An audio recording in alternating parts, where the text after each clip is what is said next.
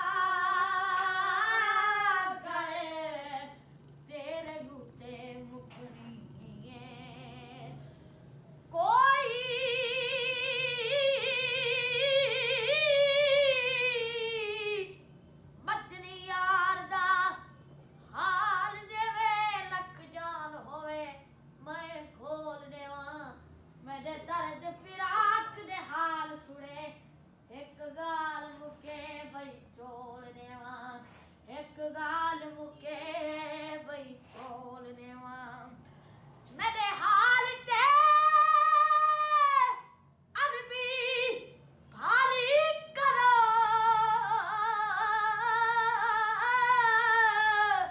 मैं दर्दा दे दफ्तर खोलने वा हिन सीने दर्द हजार वफा दे नहीं बदन करण दे ढोलने क्या बात है, कमाल। ढोला गल तेरे